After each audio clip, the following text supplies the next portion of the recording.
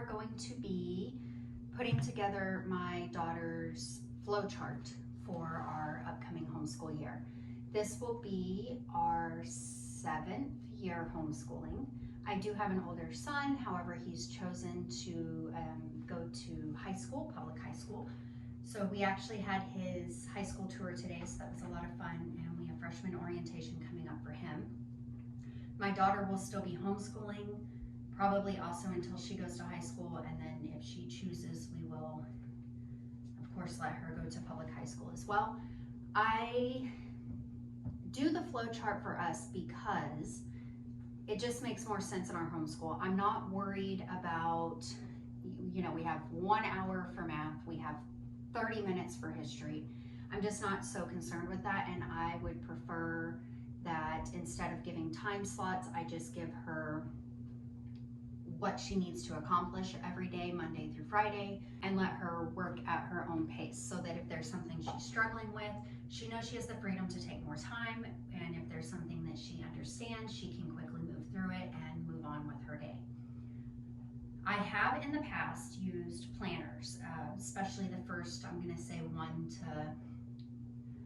the first year, maybe the second and third year. I would plan out every single lesson. So in my planner, it would say math lesson 45, English pages 110 to 112 on every single day.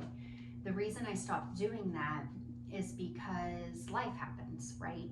And when life happens, you get off schedule, and suddenly the month that you have planned out is no longer on track, and then you feel pressured to get back on track. And over the years, I just realized that life was happening, and by the end of the year, my kids were still finishing all of their curriculum. So really planning it out day by day just was not, that specifically day by day, was just not necessary for us. I don't know if you guys want to see this video, you can let me know and I'll make a whole video on it. There are a lot of things that when I started homeschooling the kids, I thought we needed to do, or we needed to have a certain structure or a certain order, and I think I went a little bit too far in the first years, imitating what I would think a public school would do. And there's just a lot of things that we don't do anymore in our homeschool, and it's worked well for us. Like I said, as long as my kids are understanding the curriculum and they're finishing it all by the end of the school year, then we're all set. And how it happens and when it happens over the course of that school year doesn't need to be planned minute by minute. So rather than the planning portion where you're saying, you know, you're going to do these 3 pages, exact pages on Tuesday, I will just say math 1 lesson per day, English 1 lesson per day, grammar 1 sentence per day, and she will have a flow chart to keep her on track. But there's no specific lessons that I put in there. It's most curriculums that I've picked out and we've used for years that worked well for our family. Most of them are open and go. So if she left off on, we'll say lesson 44 on Friday, on Monday, she knows that she picks back up on lesson 45. Math, we do use Nicole the Math Lady with Saxon Math. I absolutely love the curriculum, and it makes it really easy because she just goes in, she clicks next lesson, she watches the videos, she does the work and the practice problems and things like that. She enters her answers into the online grading portion, and Nicole the Math Lady's website just takes care of everything. There is, in some states I know, there is a requirement to have some sort of planner or to be able to show what your children are doing exactly every day. If we lived in a state like that, I think I would probably backwards plan. So I would just keep track, okay, Monday she did lesson 45 in math, pages 110 through 112 in English, and I would write those in at the end of the week, just so that you don't feel the pressure to stay on your strict schedule of planning. We live overseas right now. My husband is in the military. We are stationed overseas. If you've seen all my previous videos, you know this summer has been a mess everywhere. We've moved from Colorado to Korea. And because we moved to Korea, we are under SOFA. That's a big thing there. Because we are under SOFA, we do not have really anyone to report to, anything required of us. It's a lot like I think Texas, where we homeschool. We don't have to tell anybody we homeschool. We don't have to notify anybody. We don't have to keep track of anything. We don't have required hours. It's really up to you as the parent. So that's really nice. Although homeschooling in Colorado was also very easy. There's not a lot of intrusion there by the school system. So it was easy there too, but now it's even easier here. I will probably still do a lot of the assessments and things. I work with her every day though. And so I know where she's struggling, where she needs more help. You know, I know that because I'm sitting with her. I just like to have the assessments on hand in case when they go into high school, if that's what she chooses as well, and they ask for any documentation of our homeschool, I can provide those test scores. They didn't for my son, so maybe I won't do that. I don't know. We're gonna wing it, and we're just gonna go with what feels right for the year and hope for the best, right? So today I am going to take you guys along with me on how I pace out our curriculums and how I set up our daily flow charts. Now, some curriculums, like Essentials in Writing is one of them, have pacing guides in them that will tell you what you need to do to stay on the 34-week plan. For us, I was looking at how many lessons there were, and then it'll say, I should probably just move these all over here so that I don't have to keep getting up and down. But it will say, for instance, okay, so right here starts lesson 24. And in lesson 24, up here up top, it has this little box here. It says 1-1. So she would know lesson 24, day 1. Then she flips the page. Here's another lesson 24, day 1. So she'll do 3 pages of English on that day. And then here starts lesson 24, day 2. So she knows she needs to stop here and do that tomorrow. So I'm not really going to write out how they have this laid out. Instead, I'm just going to, put in her flow chart 1 lesson English, 1 lesson per day. And I'll write that on every day, Monday through Friday. This year we have added in co-op. So co-op is going to be happening on Thursdays. So and co-op will cover more of the fun stuff. So she's pretty excited for that. So I'm not 100% sure which classes she's going to have. She will have 3 classes at co-op, and she'll be able to choose between things like foreign language, yoga, theater, art, book clubs, those kinds of things. And we will also be doing, I think, field trips with them, or that might be another group. Still winging it. So on Thursdays, the only thing that she will have schoolwork-wise, most likely, is math. Because math she will do every single day, Monday through Friday. So my rough kind of how we're gonna work out the school year, my plan without actually sitting down and looking at everything is like math will be every day, Monday through Friday, 1 lesson a day. English will be Monday through Wednesday. Well, writing will be Monday through Wednesday. Grammar will be Monday through Friday because it's 1 sentence a day. That I'm just bringing this all over for you guys, because otherwise I'll be getting up and down, up and down. So this is the teacher's manual. So, you know, I mean, this is really easy. She'll just do one of these a day, Monday through Friday. It's one sentence. She makes the correction. She writes it out in her notebook. And at the end, it'll tell the story of the nose tree. So she'll do that every day. Spelling will probably do Monday through Wednesday.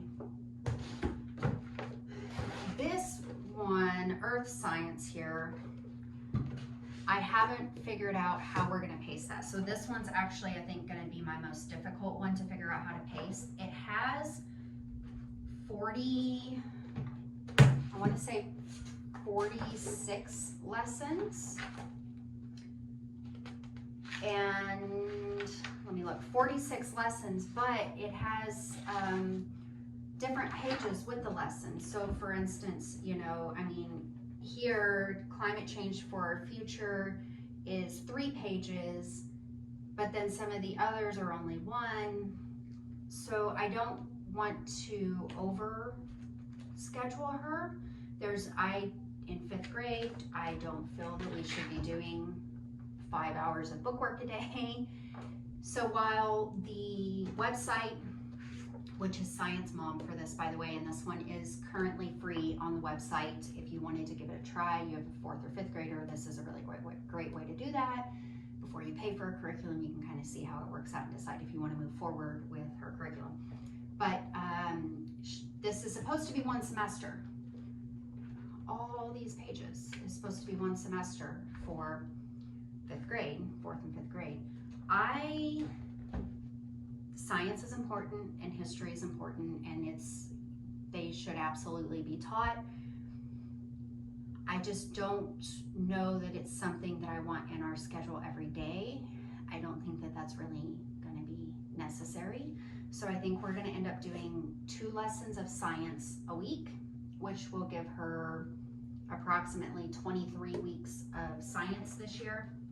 And then we will do 1 to 2 lessons of history, which is the only one I think I didn't grab.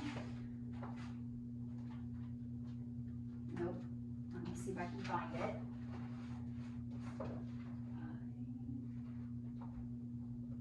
So 1 to 2 lessons of history a week.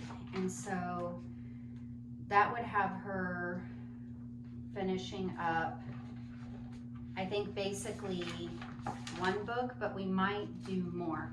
So essentially we will be following my son's school schedule so that when he's off, she's off, we can kind of do whatever we want. Previous years we have homeschooled year round. But if I do 2 lessons, if I schedule this, 2 lessons a week for 24 weeks or 23 weeks, that would still leave her with 13 weeks at the end of the school year open. So then we might do 1 lesson of this per week, and then once this finishes, do 2 to 3 lessons of this per week. I haven't used either one of these before, which is a little bit why I'm up in the air on how to pace it. Everything else we've used, so I know exactly how to put it in. I don't know how intensive this is going to be, and I don't want to overbook her. So this is going to be my plan for now.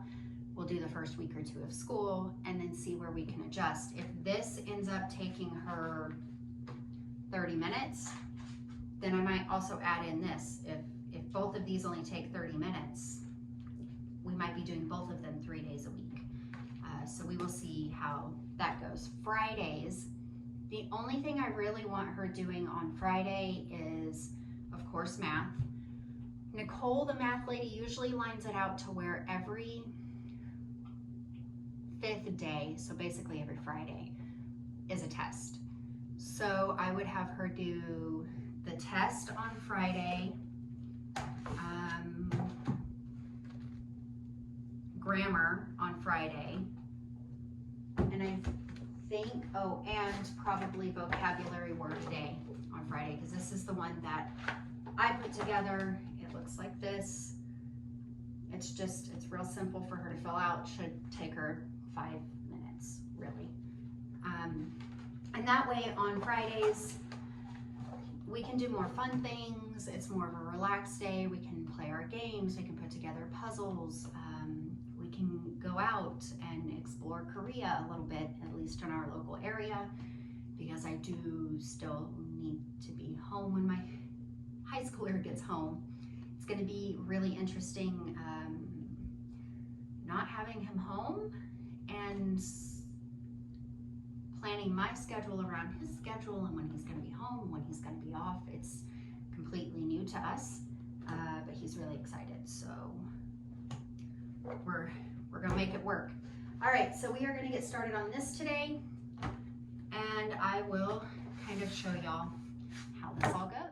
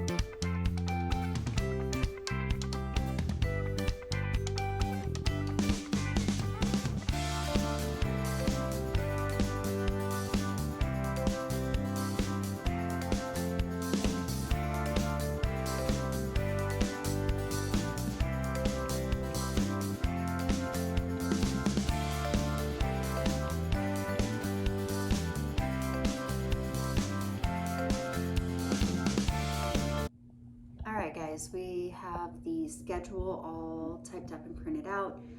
I realized as I was filling in the slots that I created on the chart that I forgot piano and I forgot typing. So those have been added, and I will flip the camera around and show you what her weekly flow looks like for this school year.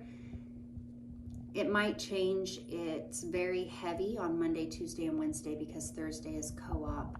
And co-op, I think, is 3 or 4 hours. So that will take up most of our afternoon time. And then, of course, Fridays, we take a light day on Fridays so that we can go out and do whatever it is that we want to do. And we have a little bit more freedom there. So I'm going to flip the camera around and I'm going to show you what her flow chart looks like.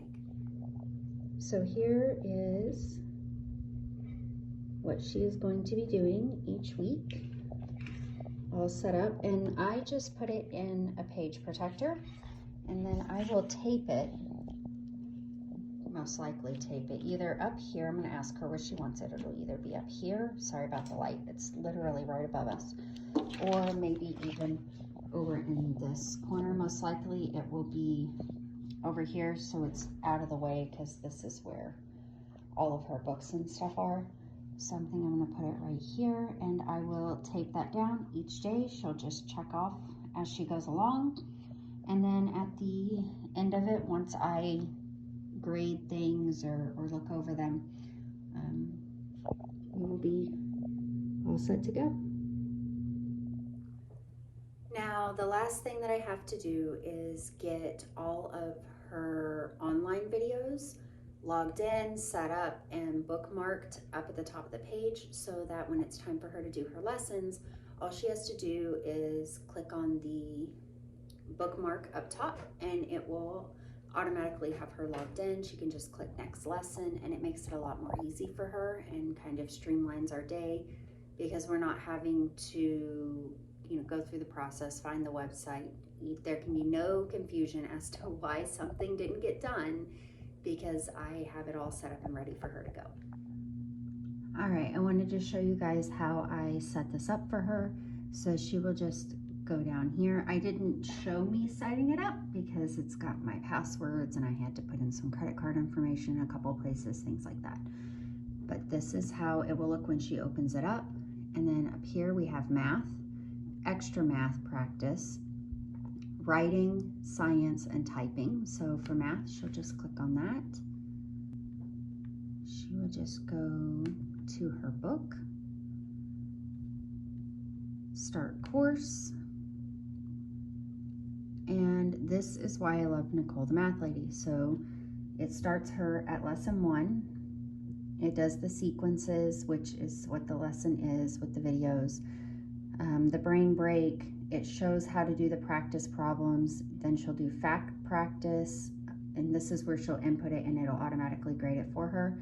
Then she will do her lesson practice and then her mixed practice. Now there are about 30 questions per mixed practice, so I have it set as just odd. As she goes through these, it will automatically click down here. We can just show you really quick. So she will go down, she'll watch the video here, and then she'll mark it as complete. Once she marks it as complete, all of these will turn blue for the day, and she will, once these are all blue and completed, it will automatically move her on to the next lesson. Extra math practice, she's going to pick right up where she left off last year. So she will just go here, she'll be in the progress quiz, and the goal is to fill this entire square here with all green. So she'll do that every day, and math every day. For writing, she will have, it shows her course progress right here. She will just go down here so we can like lessons 1 through 28, and it will check them off as she goes down. So each lesson has a video for her to watch, and then she will complete the pages that go with that lesson. For science, I don't like to have all these browsers open. For science, she's already logged in, everything's ready to go. So she will come here. She hasn't completed this yet. This was me testing it out. She will click on it on lesson 1, and it also checks it off as she goes. She'll watch the video, press complete and continue. She can do the polls and stuff that are in there as they're doing them, and then she will move on to the printed workbook and do the pages that correspond with that lesson. For typing, we just use the freetyping.com. She will do this for, this is supposed to be 20 minutes a day, not 15. Well, 15 is fine. We'll start with 15. Well, it's once a week. We'll do 20. And she will just start here. She'll press start, it'll play the videos, it'll show her where to place her fingers, and she will have some practice, and it goes all the way through advanced.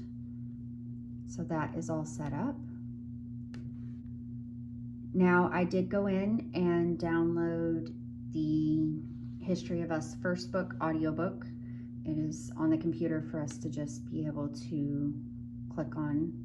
Bridged recording of The First Americans, Book 1 of A History of Us. So it'll go on and we'll be able to listen to it every day. And that is how I set up her computer for her so that she has it all ready to go for the year. That is all that I have for you in today's video. Comment down below and let me know, how do you plan for your homeschool year? Do you use a planner? Do you use a flow chart? Do you fly by the seat of your pants? Yeah, let me know what you do. Thank you guys for watching. We'll see you in the next video.